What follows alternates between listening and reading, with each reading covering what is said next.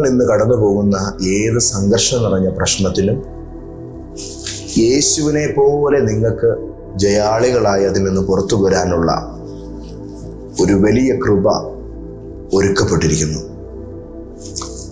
രോഗത്തിൻ്റെ പേരിലോ മറ്റേതെങ്കിലും പൈശാചിക പീഡയുടെ പേരിലോ ജീവിതത്തിൻ്റെ അടിയന്തരമായ ഏതെങ്കിലും ഒരു ആവശ്യം നടക്കണമെന്നതിൻ്റെ പേരിലോ എൻ്റെ ജീവിതത്തിൻ്റെ ഇപ്പോഴത്തെ സാഹചര്യം എന്താകുമെന്നുള്ളൊരു ഭയമാണ് നിങ്ങളെ തട്ടുന്നതെങ്കിൽ അതിനോട് മാറി നിൽക്കാൻ പറഞ്ഞേര്.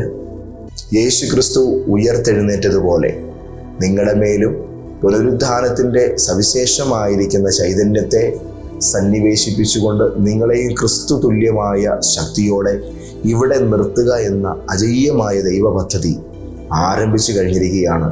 യേശുവിനെ പോലെ നിങ്ങൾക്ക് ഇവിടെ വാഴാം, യേശുവിനെ പോലെ നിങ്ങൾക്ക് ഇവിടെ ജീവിക്കാം, യേശുവിനെ പോലെ നിങ്ങളുടെ സംഘർഷങ്ങളെയും നിങ്ങൾക്ക് ജയിക്കാം. ഇന്നത്തെ പ്രവചനദൂത് ഉൾക്കാഴ്ചകളുടെ ആഴങ്ങളിലേക്ക് നമ്മളെ കരം പിടിച്ച് നടത്തുന്ന പരിശുദ്ധാത്മാവിൻ്റെ ഒരു സ്നേഹയാത്രയാണ്. ശക്തമായൊരു ദൈവിക വെളിപ്പാടാണ് ഇന്ന് കർത്താവ് പകരാൻ പോകുന്നത്. ഇത് കേട്ട് കഴിഞ്ഞാൽ നിങ്ങൾക്ക് യേശു കർത്താവ് ചേട്ടായിയും നിങ്ങൾ അദ്ദേഹത്തിൻ്റെ കുഞ്ഞനിയനും കുഞ്ഞനീതിയുമായിരിക്കും. അതുകൊണ്ട് സന്തോഷത്തോടെ കേൾക്കാം. ഇന്നത്തെ പ്രവചന ദൂതിലേക്ക് എല്ലാവർക്കും യേശുവിൻ്റെ മഹത്വം നിറഞ്ഞ നാമത്തിൽ സന്തോഷത്തോടെ സ്നേഹവന്ദനം. വെളിപ്പാട് പുസ്തകം 1-ാം അധ്യായം 5-ാം വാക്യം. വിശ്വസ്ത സാക്ഷിയും മരിച്ചവരിൽ ആദിജാതനും ഭൂരാജാക്കന്മാർക്ക് അധിപതിയും നമ്മുടെ വാഴ്ത്തപ്പെട്ട കർത്താവായ യേശു ആരാണ് എന്നതിൻ്റെ ശക്തിയുള്ള പ്രഖ്യാപനങ്ങൾ ഉൾപ്പെടുന്ന ഒരു വചനമാണിത്. യേശുവിൻ്റെ മഹിമയെ ആരാധിക്കാൻ ആഗ്രഹിക്കുന്ന എല്ലാവരും ഉച്ചരിച്ചു പ്രാർത്ഥിക്കേണ്ട ഒരു പരിശുദ്ധ വചനമായി നമുക്ക് ഈ തിരുവെഴുത്തിനെ വെളിപ്പാട് 1-ന്റെ 5-ാമത്തെ വാക്യത്തെ കാണാൻ കഴിയും. യേശുവിൻ്റെ ശ്രേഷ്ഠത പറഞ്ഞ് പ്രാർത്ഥിക്കാൻ കൊതിയുണ്ടോ? ഈ വചനം പറഞ്ഞ് പ്രാർത്ഥിച്ചാൽ മതി, നിങ്ങൾക്കത് വ്യക്തമായി അനുഭവിപ്പാൻ കഴിയും. അതിൽ യേശുവിനെ അടയാളപ്പെടുത്തിയിരിക്കുന്ന 2-ാമത്തെ വാക്ക് മരിച്ചവരിൽ ആദിജാതൻ. എൻ്റെ വിദ്യാഭ്യാസ കാലത്ത്, അതായത് പ്രൈമറി സ്കൂളിൽ പഠിക്കുമ്പോൾ എൻ്റെ സ്കൂളിലുണ്ടായിരുന്ന എൻ്റെ 2 കൂട്ടുകാരന്മാരാണ് കിരണും അരുണും. കിരൺ എൻ്റെ സഹപാഠിയാണ്, എൻ്റെ ക്ലാസ്സിൽ തന്നെ ഉള്ളവനാണ്. അരുൺ ഞങ്ങളുടെ സീനിയറാണ്. ഈ കിരണിൻ്റെ പരിപാടി, കിരൺ കാണുന്ന എല്ലാവരോടും ചെന്ന് വഴക്കുണ്ടാക്കും. എന്നിട്ട് അവരോരോ ബോർഡൊക്കെ കൊടുക്കും. അന്നേരം ഇവനെന്നാ ചെയ്യും? അതേ സ്കൂളിൽ പഠിക്കുന്ന തൻ്റെ ചേട്ടനായ അരുണിനെ പോയി വിളിച്ചുകൊണ്ട് വന്നിട്ട് അവരെ ഇടിക്കാൻ പറയും. അന്നേരം ഈ വിധത്തിൽ അരുണും കിരണും വളരെ ശക്തന്മാരായിട്ട് കയറി വരികയാണ്. കിരണ് വളരെ അശുവാണ്. കിരണിന് അന്ന് എന്നും ജലദോഷവും പനിയൊക്കെയാണ്. പക്ഷേ എന്നാൽ പോലും അവൻ്റെ ഈ ഒരു കുസൃതിക്ക് ഒട്ടും കുറവില്ല. എന്നാൽ ഈ കിരണിൻ്റെ ബലമെന്ന് പറയുന്നത് തൻ്റെ അരുൺ എന്ന ചേട്ടൻ അവിടെ ഉണ്ടെന്നുള്ളതാണ്. അങ്ങനെ ഈ അരുണും കിരണും അടരാടിയൊരു കാലഘട്ടം, അവരുടെ വിദ്യാഭ്യാസ കാലത്ത് ഞങ്ങൾ ഒരുമിച്ച് പഠിച്ച ഞങ്ങളുടെ ആ ഒരു പ്രൈമറി സ്കൂൾ കാലഘട്ടത്തെക്കുറിച്ച് ചിന്തിക്കുമ്പോൾ എൻ്റെ മനസ്സിലേക്ക് ഓടി വരാറുണ്ട്. കൗതുകമുണർത്തുന്ന ചിന്തകളാണ്. യേശു കർത്താവിനെ മരിച്ചവരിൽ ആദിജാതൻ എന്ന് പറയുമ്പോൾ ഇതൊരു കുടുംബ വ്യവസ്ഥിതിയുടെ ഒരു അർത്ഥം ഉൾക്കൊള്ളുന്ന വാക്കായിട്ട് നമുക്ക് കാണാൻ കഴിയും. കാരണം ആദിജാതൻ എന്ന് പറഞ്ഞാൽ ഒരു കുടുംബത്തിൽ മൂത്തവനായി ജനിച്ച മകനാണ്. ആദ്യം ജനിച്ച കുട്ടിയാണ് ആദിജാതൻ. യേശുവിനെ മരിച്ചവരിൽ നിന്ന് ആദിജാതൻ എന്ന് പറഞ്ഞാൽ, മരിച്ചവരിൽ ആദ്യം ജനിച്ചവൻ എന്ന് പറഞ്ഞാൽ, ലോകത്ത് മനുഷ്യരെല്ലാം മരണപ്പെടും, മരിച്ചിട്ടുണ്ട്. ഒത്തിരി പേർ ജീവനോടെ ആയിരിക്കുന്ന നമ്മൾക്കും നമ്മളുടെ ആയുസ്സിൻ്റെ ഒടുവിൽ ഈ ഒരു അവസ്ഥയിലൂടെ കടന്നു പോകേണ്ടതായിട്ട് വരും. എന്നാൽ ഇതുകൊണ്ട് തീർന്നു പോവുകയാണോ കാര്യങ്ങൾ എന്നുള്ളൊരു ചോദ്യം എല്ലാവരുടെയും മുമ്പിലുണ്ട്. ഇതിനപ്പുറം ഒരു ജീവിതം ഉണ്ടോ? മതങ്ങൾ ഇതിനെ വിശദീകരിക്കാൻ ശ്രമിക്കുന്നു. ആശയങ്ങൾ ഇതുമായി ബന്ധപ്പെട്ട് ഒത്തിരി കാര്യങ്ങൾ പറയാൻ ശ്രമിക്കുന്നു. പരലോകവുമായി ബന്ധപ്പെട്ടുള്ള ഒരുപാട് ഗ്രന്ഥങ്ങൾ ഇന്ന് ലോകത്തുണ്ട്. ഒരുപാട് പേരുടെ അനുഭവങ്ങൾ പലരും പറയുന്നു. പക്ഷേ വാസ്തവം എന്താണ്? യാഥാർത്ഥ്യം മരണത്തിലേക്ക് കയറിപ്പോയ ഒരാൾക്കേ പറയാൻ പറ്റത്തുള്ളൂ. പോയിട്ട് തിരിച്ചു വന്ന് നമ്മുടെ നടുവിൽ ജീവിച്ച ഒരു വ്യക്തിക്ക് മാത്രമേ അത് പറയാൻ പറ്റത്തുള്ളൂ. ബാക്കി എല്ലാവരും പറയുന്നത് ഭാവനകളും ഊഹാപോഹങ്ങളും ഒക്കെയാണ്. നമ്മളതിനെ ഒന്നും നിഷേധിക്കുന്നൊന്നുമില്ല, നമ്മളതിനെ എതിർക്കാനുമില്ല. പക്ഷേ തിരിച്ചറിയുന്ന ക്രിസ്തുവിലെ സത്യം ഞാൻ നിങ്ങളോട് പറയാം. മരണത്തിലേക്ക് യേശു കടന്നുപോയി. അത് അതിദാരുണമായ മരണത്തിലൂടെയാണ് യേശു കടന്നു പോകുന്നത്. കാരണം അന്ന് യേശുവിൻ്റെ മരണം നടക്കുന്ന സമയത്ത് ലോകത്തിലെ കുറ്റവാളികൾക്കും രാജ്യദ്രോഹികൾക്കും അടിമകൾക്കും മാത്രം നൽകുന്ന ക്രൂശ് മരണമാണ് നമ്മുടെ വാഴ്ത്തപ്പെട്ട കർത്താവിന് ഏൽക്കേണ്ടതായിട്ട് വന്നത്. അതുകൊണ്ട് തന്നെ ഈ മരണത്തിൻ്റെ തൊട്ടു മുമ്പ് വിവരിപ്പാൻ കഴിയാത്ത വിധമുള്ളതായ ഭീകരമായ മർദ്ദനങ്ങൾ നമ്മുടെ കർത്താവ് ഏറ്റിരുന്നു. ഈ അതിഭീകര മർദ്ദനത്തിലൂടെ യേശു കടന്നു പോയിട്ടാണ് യേശു മരിക്കുന്നത്, യേശു അടക്കപ്പെടുന്നത്. അതോടെ എല്ലാം തീർന്നു എന്നാണ് എല്ലാവരും കരുതിയത്. പക്ഷെ അങ്ങനെ ആയിരുന്നില്ല. 3 ദിവസം കഴിഞ്ഞപ്പോൾ യേശു ഉയർത്തെഴുന്നേറ്റു. യേശുവിനെ അടക്കിയ കല്ലറയുടെ കല്ല് ഉരുണ്ടുമാറി. അതിനകത്തുനിന്ന് ദൈവദൂതന്മാർ അതിലെ വാതിക്കൽ വന്ന് നിൽക്കുന്നു. ചെന്ന് നോക്കിയവർ ഉയർത്തെഴുന്നേറ്റ് നിൽക്കുന്നവനായ യേശുവിനെ ദർശിക്കുവാനിടയായി. ഒരാൾക്കല്ല, 500-ലധികം പേർക്ക് യേശു പ്രത്യക്ഷത നൽകി. യേശു കർത്താവിൻ്റെ ഈ ഒരു ഉയർത്തെഴുന്നേൽപ്പ് അന്ന് വരെ ലോകത്തുണ്ടായിരുന്ന മരണമെന്ന അഭ്യൂഹത്തിന് ഒരു അന്ത്യം കുറിക്കുന്ന, ഒരു വലിയൊരു സമസ്യയ്ക്ക് ഉത്തരം കണ്ടെത്തുന്ന ഒരു നടപടിയായിട്ടാണ് പിന്നീട് മാറുന്നത്. മരിച്ചു കഴിഞ്ഞാൽ പിന്നെ എന്ത് എന്നുള്ള ചോദ്യത്തിന് മരണത്തിൻ്റെ അകത്തേക്ക് പോയാൽ തിരിച്ചു വന്നിട്ട് കൃത്യമായിട്ട് കാര്യങ്ങൾ പറഞ്ഞു. അതിനു മുൻപും പലരും മരിച്ച കൂട്ടത്തിൽ നിന്ന് ഉയർത്തെഴുന്നേറ്റിട്ടുണ്ട്. നമ്മുടെ കർത്താവായ യേശു തന്നെ 3 പേരെ ഉയർപ്പിച്ചതായിട്ട് ബൈബിളിൽ രേഖപ്പെടുത്തിയിട്ടുണ്ട്. എന്നാൽ അവരെല്ലാം പിൽക്കാലത്ത് മരിച്ചു. അവരാരും ചിരഞ്ജീവികളായിട്ട് ഇന്ന് ജീവിച്ചിരിക്കുന്നില്ല. അവരെല്ലാവരും മരിച്ചു. എന്നാൽ മരിച്ച യേശു ഉയർത്തെഴുന്നേറ്റ് വന്നപ്പോഴാണ് മരണം എന്താണെന്നും എന്താണ് ഇതിൻ്റെ പുറകിലുള്ള കാര്യങ്ങളെന്നും ഇതിന് തദനന്തര ഫലങ്ങൾ എന്തൊക്കെയാണെന്നും ഈ വക കാര്യങ്ങളെല്ലാം ഒരു വ്യക്തത നമുക്കുണ്ടായത് യേശു ഈ മരണത്തെ ജയിച്ച് വെളിയിൽ വന്നു കഴിഞ്ഞപ്പോഴാണ്. കാരണം പിന്നീട് മരണം ഏശാത്ത വിധമാണ് യേശു ഉയർത്തെഴുന്നേറ്റത്. അതാണ് യേശുവിൻ്റെ ഉയർപ്പിൻ്റെ ശ്രേഷ്ഠത. ബാക്കി എല്ലാവരും ഉയർത്തെഴുന്നേറ്റെങ്കിലും പിൽക്കാലത്ത് പിന്നെയും മരിച്ചു. എന്നാൽ നമ്മൾ പറയത്തില്ലേ, അയ്യോ ചത്ത് ജീവിച്ചതെന്ന് പറയത്തില്ലേ ആൾക്കാരെ കുറിച്ച്? എന്താ, മരണത്തിന്റെ വക്കോളം പോയിട്ട് എങ്ങനെ ഒരു തലമുടി തോരു വണ്ണത്തിൽ ജീവനിലേക്ക് തിരിച്ചു വന്ന ആൾക്കാരെ കുറിച്ചാണ് നമ്മളങ്ങനെ പറയുന്നത്. പക്ഷെ യേശു അങ്ങനല്ല. യേശു അക്ഷരികമായി കൃത്യമായി തന്നെ മരിച്ചു, മരണം സ്ഥിരീകരിക്കപ്പെട്ടു. സംസ്കാരം കഴിഞ്ഞ് 3 ദിവസം കർത്താവിൻ്റെ മൃതശരീരം ഒരു കല്ലറയ്ക്കകത്തുണ്ടായിരുന്നു. ആ കല്ലറയ്ക്കകത്തിരുന്ന യേശുവിൻ്റെ മൃതശരീരം 3-ാമത്തെ ദിവസം ജീവിച്ചു. ഇതാണ് യേശുവിനെ ഹൃദയം തുറന്ന് ജീവന്റെ നാഥനായി ആരാധിക്കുന്നതിന്റെ കാരണം. ലളിതമായിട്ടാണ് ഞാൻ പറഞ്ഞത്. കാര്യം മനസ്സിലായോ? നിങ്ങൾ ആരായാലും ജീവന്റെ നാഥൻ, ജീവൻ തരുന്ന ദൈവം യേശുവാണെന്ന് നിങ്ങൾ മനസ്സിലാക്കുക. ചത്തതിനെ ജീവിപ്പിക്കാൻ, അഴുകിയതിനെ ജീവിപ്പിക്കാൻ, പുഴുത്തുപോയതിനെ ജീവിപ്പിക്കാൻ അവിടുത്തേക്ക് മാത്രമേ കഴിയത്തുള്ളൂ. പെർമനന്റ് ആയിട്ടുള്ളൊരു ലൈഫ്, അതായത് ഉയർത്തെഴുന്നേറ്റ് കഴിഞ്ഞാൽ, ഒരിക്കൽ രക്ഷപ്പെട്ടു കഴിഞ്ഞാൽ പിന്നീട് ഒരിക്കലും മരിക്കാത്ത വിധത്തിൽ എന്നേക്കും നിലനിൽക്കുന്ന ജീവാമൃതം നമുക്ക് തരണമെങ്കിൽ അത് യേശുവിനെ കൊണ്ട് മാത്രമേ പറ്റത്തുള്ളൂ.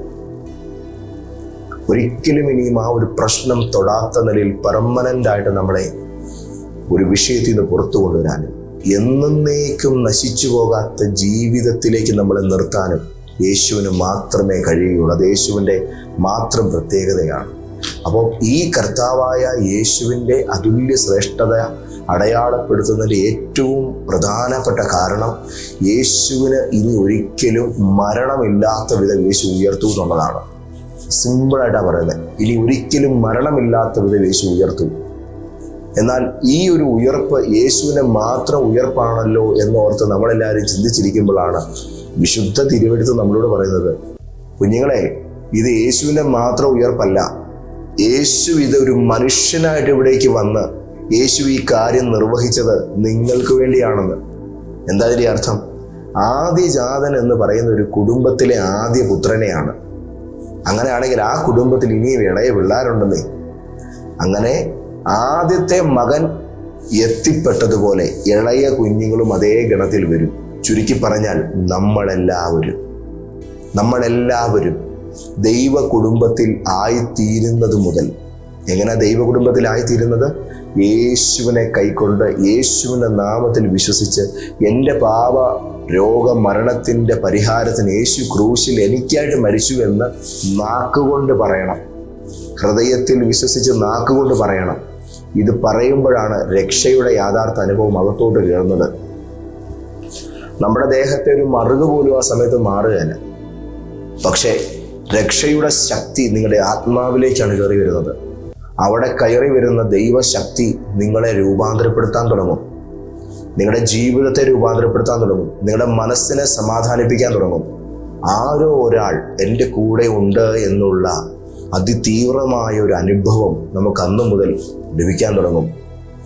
നമ്മൾ ചില കാര്യങ്ങളെ ഉൾക്കൊണ്ട് പേടിച്ച് വിറച്ചൊക്കെ ഇരിക്കുന്നവരാണെങ്കിൽ അതുല്യമായൊരു ധൈര്യം നമ്മുടെ അകത്ത് നിറയാൻ തുടങ്ങും. ലോകത്തൊന്നിനെയും കണ്ട് പരിഭ്രമിക്കാത്തൊരു വിധത്തിലുള്ള ഒരു ജീവിത സമാധാന അവസ്ഥ നമുക്ക് ഈ യേശു നമ്മുടെ അകത്തോട്ട് വരുന്നത് മുതൽ നമുക്കുണ്ടാകും. ഇന്നത്തെ പ്രവചനദൂത് കേൾക്കുന്ന ദൈവത്തിൻ്റെ മക്കളെ, ക്രിസ്തു നമ്മുടെ കൂടെ ഉണ്ട് എന്ന് പറയുന്നത് ഒരു വിശ്വാസമല്ല, യാഥാർത്ഥ്യമാണ്. യേശുവിനെ വിശ്വസിച്ച് കഴിഞ്ഞാൽ പിന്നെ യേശു യാഥാർത്ഥ്യമാണ്. കൂടെ ഉണ്ടെന്ന് പറഞ്ഞാൽ പിന്നെ ഒരു അനുഭവമാണ്. എൻ്റെ കയ്യെ വാച്ച് ഉണ്ടെന്ന് പറയുന്നത് ഞാൻ വിശ്വസിക്കേണ്ട കാര്യമില്ല. എൻ്റെ കയ്യെ വാച്ച് ഉണ്ട്, എനിക്കൊരു അനുഭവമാണ്. ഇതിൻ്റെ വെയിറ്റ് എനിക്കറിയാം. യേശു നമ്മുടെ ജീവിതത്തിലേക്ക് വന്നു കഴിഞ്ഞാൽ യേശു ഉണ്ടെന്നുള്ളത് ഉണ്ടോ ഇല്ലയോ എന്ന് തപ്പി നോക്കേണ്ട കാര്യമൊന്നുമില്ല. അത് കൃത്യമായിട്ട് നമുക്ക് ഉറപ്പിച്ച് തറപ്പിച്ച് പറയാൻ കഴിയുന്ന വിധത്തിൽ അത് വെയിറ്റുള്ള ഒരു അനുഭവം തന്നെയാണ്. മരിച്ചവരിൽ ആദിജാതൻ എന്ന യേശുവിനെ കുറിച്ച് പറയുമ്പോൾ ഇളയ മക്കളായ നമ്മൾ, യേശുവിനെ ഇങ്ങനെ കൈക്കൊണ്ട മക്കളായ നമ്മളും ഇതുപോലെ ആയിത്തീരുന്നു എന്നതിൻ്റെ വ്യക്തമായ തെളിവാണ്, മുന്നറിയിപ്പാണ്. ദൈവപിതാവ് പറയുകയാണ്, എൻ്റെ ആദ്യ പുത്രനായ യേശുവിനെ പോലെ എൻ്റെ ഇളയ മോനായ ക്രിസ്റ്റിയും വരുന്നുണ്ട്. എൻ്റെ ഇളയ മോളായ നിങ്ങൾ വരുന്നുണ്ട്. എൻ്റെ പൊന്നോമനകളായ ഇന്നയാൾ വരുന്നുണ്ട്. അവരും മരണത്തെ ജയിച്ചവരാണ്. അവർക്കും ഇനി മരണം തൊടാത്തൊരു ജീവിതം ഞാൻ കൊടുത്തിരിക്കുകയാണ്, നിത്യജീവൻ. ഈ സന്തോഷം നമ്മുടെ മേൽ യാഥാർത്ഥ്യമാകാനാണ് യേശു ക്രൂശിൻ്റെ മേൽ മരിച്ചത്, യേശു ഉയർത്തെഴുന്നേറ്റത്. ഇന്ന് ലോകമെമ്പാടും എൻ്റെ വാക്കുകളെ കേൾക്കുന്ന നമുക്ക് ഒരുമിച്ച് യേശുവിനെ ആരാധിക്കാം. ജീവന്റെ നാഥ, അങ്ങേക്ക് ആരാധന എന്ന് പറയാം. മരണത്തെ ജയിച്ച എൻ്റെ യേശുവെ, അങ്ങേക്ക് ആരാധന എന്ന് അഭിമാനത്തോടുകൂടെ നമുക്ക് പറയാം. യേശുവിൻ്റെ ഈ ഒരു പുനരുദ്ധാനം, മരിച്ചവരിൽ ആദിജാതൻ എന്നുള്ള ഈ വാക്ക് യേശു കേവലം യേശുവിൽ മാത്രം ഒതുങ്ങുന്ന ഒരു സവിശേഷ സിദ്ധിയായി വികസിപ്പിച്ചതല്ല. യേശു അത് അനുഭവിച്ചതും യേശു അത് ചെയ്തതും നമുക്ക് വേണ്ടിയാണ്. ഒരു കാര്യം കൂടെ ഞാൻ പറയാം. ദൈവം മനുഷ്യനായി വന്ന്, മനുഷ്യനായി മരിച്ച്, മനുഷ്യനായി പീഡനമേറ്റ്, മനുഷ്യനായി അടക്കപ്പെട്ട്, മനുഷ്യനായി ഉയർത്തതുകൊണ്ട് മനുഷ്യവർഗത്തിനാണ് ഈ ജയമുണ്ടായത്. ആമേൻ, ഹല്ലേലൂയ. യേശു ഒരു ദൂതനായിട്ടാണ് ഈ കാര്യം ചെയ്തിരുന്നതെങ്കിൽ ദൂതവർഗത്തിന് ഇതുണ്ടാകുമായിരുന്നു. യേശു ഇതൊരു മൃഗമായിട്ടാണ് ചെയ്തിരുന്നതെങ്കിൽ ഒരു മൃഗത്തിന് ഇതുണ്ടാകുമായിരുന്നു. എന്നാൽ യേശു ഇത് ചെയ്തത് ഒരു മനുഷ്യനായിട്ടാണ്. അതുകൊണ്ട് ഇത് മനുഷ്യവർഗത്തിന് കിട്ടിയിരിക്കുന്ന ക്രെഡിറ്റാണ്, മനുഷ്യവർഗത്തിന് കിട്ടിയിരിക്കുന്ന അഭിമാനമാണ്, ശ്രേഷ്ഠതയാണ്.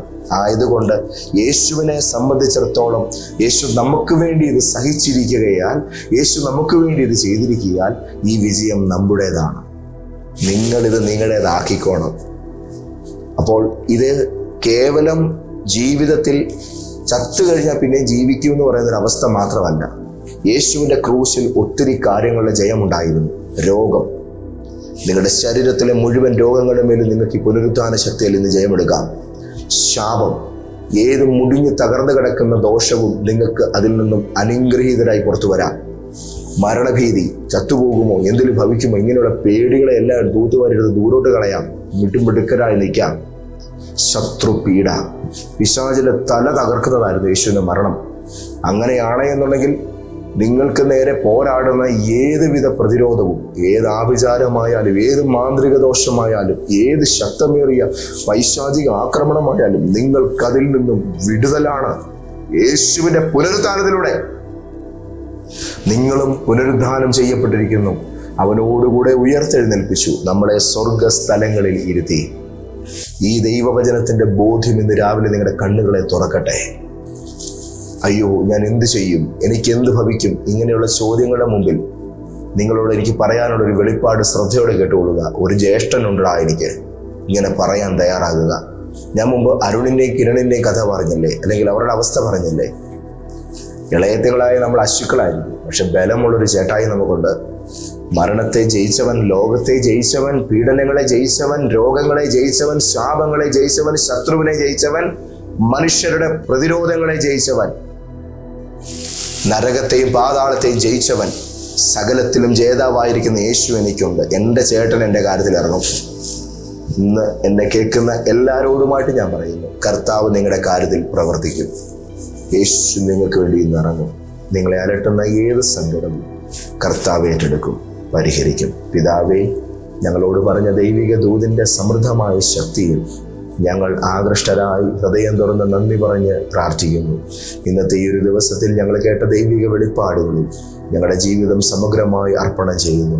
യേശു ഞങ്ങളെ തൊടുന്നല്ലോ, യേശു ഞങ്ങളെ ഉയർത്തുന്നല്ലോ, ദൈവകൃപ ഞങ്ങളുടെ മേൽ പകരുന്നല്ലോ. നാഥ, വിവിധ വിഷയങ്ങളിൽ വലയുന്ന അങ്ങയുടെ പൊന്നോമന മക്കൾക്ക് അവരുടെ ജീവിതത്തിൻ്റെ എല്ലാ മേഖലയിലും വിജയങ്ങൾ കൈവരിക്കുവാൻ അവരെ സഹായിക്കണമേ. കർത്താവും രക്ഷിതാവുമായ യേശുവിൻ്റെ നാമത്തിൽ ഇവരെ അനുഗ്രഹിക്കുന്നു. ആമേൻ, ആമേൻ, ആമേൻ. ഈ വെള്ളി, ശനി, ഞായർ, അതായത് 27, 28, 1 തീയതികളിൽ നമ്മുടെ കോട്ടയത്ത് ലോഗോസ് ജംഗ്ഷനിലുള്ള MK ടവറിൻ്റെ 7ാം നിലയിൽ ലൈഫ് ചേഞ്ചർ പ്രോഫറ്റിക് ചർച്ചിൽ ഫാസ്റ്റ് ലൈഫ് ചേഞ്ചിങ് സീസൺ 6 എന്ന പേരിൽ നമ്മുടെ ഡെലിവറൻസ് മീറ്റിംഗ്, ഉപവാസ പ്രാർത്ഥന നടക്കുന്നു. അതുകൊണ്ട് നിങ്ങളെ ഞാൻ അതിലേക്ക് ക്ഷണിക്കുന്നു. ഞാൻ പറയട്ടെ, ഞങ്ങളുടെ കൂട്ടായ്മകളിൽ പങ്കുചേരാനോ ഞങ്ങളെ കാണാനോ ആഗ്രഹിക്കുന്നവർ കൂട്ടായ്മകളുള്ള ദിവസങ്ങളിലേ മാത്രമേ കോട്ടയത്ത് വരാവൂ. അല്ലാത്ത ദിവസം അവിടെ വന്നിട്ട് ഞങ്ങളെ കാണണമെന്ന് ചടിച്ചാൽ ലഭ്യമാകില്ല. കാരണം പല ഇടങ്ങളിൽ മീറ്റിങ്ങുകൾക്കായിട്ടൊക്കെ ഞങ്ങൾ യാത്രയിലായിരിക്കും. അതുകൊണ്ട് അല്ലെങ്കിൽ നിങ്ങൾ മുൻകൂർ അപ്പോയിൻമെൻ്റ് എടുത്ത് ഓഫീസിൽ വന്ന് കാണുന്ന സംവിധാനം ഉപയോഗപ്പെടുത്തുക. അല്ല എന്നുണ്ടെങ്കിൽ മീറ്റിംഗ് നടക്കുന്നിടത്ത് സമാധാനത്തോടെ വരിക, സ്വസ്ഥമായിട്ട് വിഷയങ്ങൾ പറയുക, പ്രാർത്ഥിച്ച് നിങ്ങൾക്ക് മടങ്ങാം. ഈ ആഴ്ചയിൽ വെള്ളി, ശനി, ഞായർ 3 ദിവസങ്ങളിൽ നമുക്ക് ശുശ്രൂഷയുണ്ട്. വെള്ളിയും ശനിയും പകലും രാത്രിയിലും കൂട്ടായ്മകളുണ്ട്. വളരെ സന്തോഷത്തോടും സ്നേഹത്തോടും കൂടെ ഞാൻ നിങ്ങളെ ഈ ശുശ്രൂഷകളിലേക്ക് ക്ഷണിക്കുന്നു. വലിയവനായ കർത്താവ് യേശു നിങ്ങളെ ധാരാളമായി അനുഗ്രഹിക്കട്ടെ. ആമേൻ.